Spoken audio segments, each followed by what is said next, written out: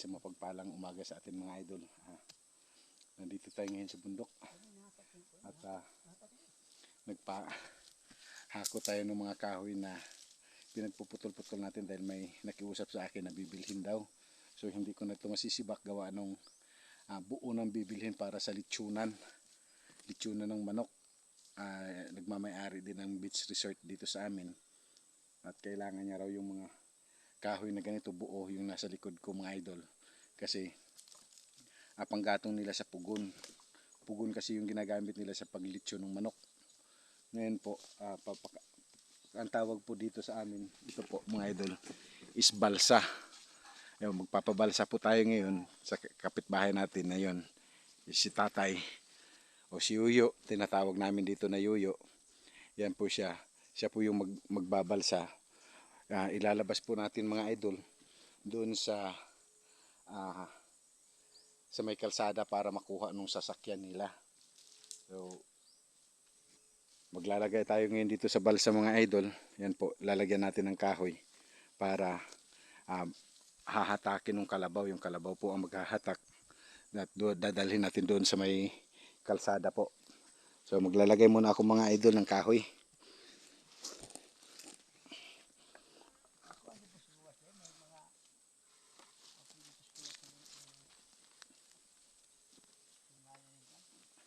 Naayo.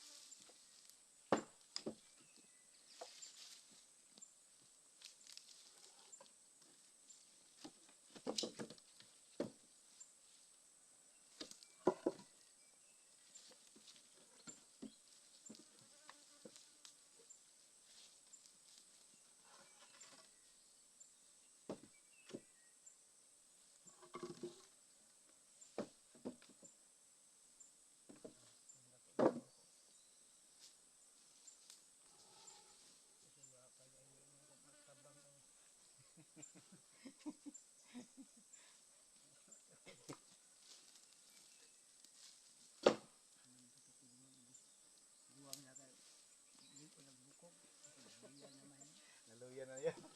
Lapaw naman po diyo. Lapaw naman po si edad. Pero mga sama sa ko, ang ibang idaron, mga 40 pa. Hambon pa kayo yun. Di mo ilayo ba?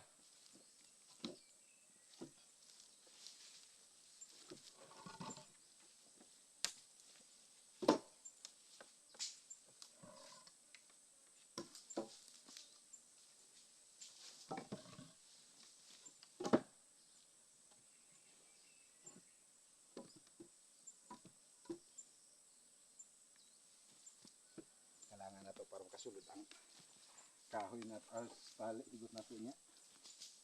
Sukan sa nako gamay. Magdiraman niya.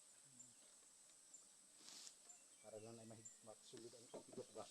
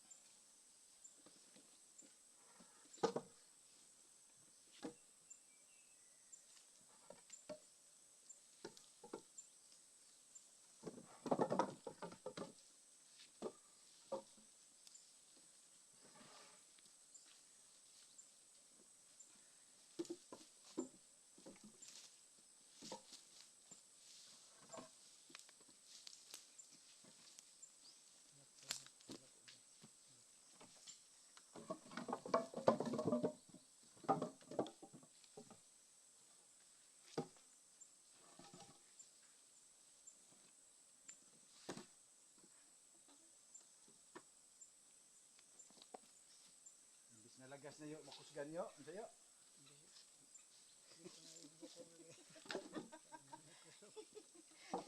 Nawa na hinunong kusog. Okay. Butangan pa na to.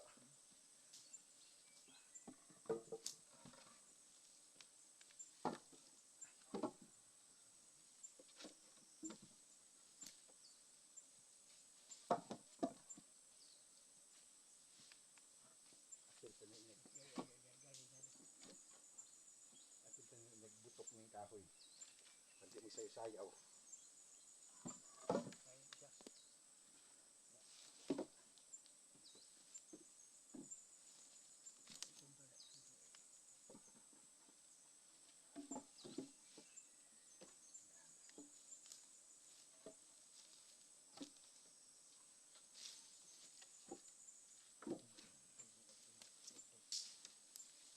Nagbutok ron niya.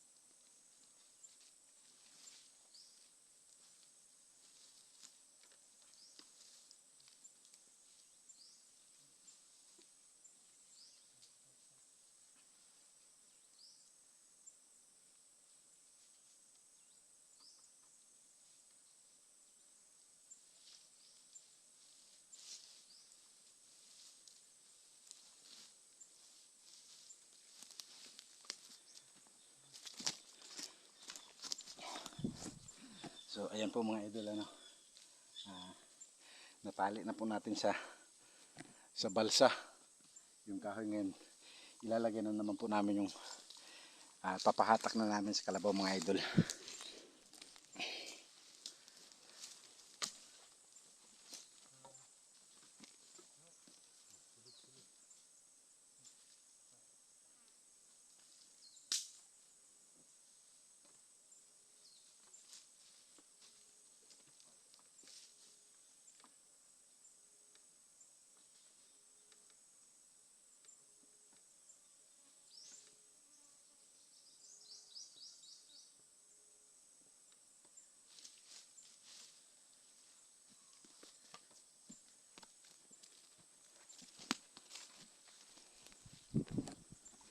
Ayan po mga idol, ano, mamaya magbibideo tayo doon sa may labasan na po.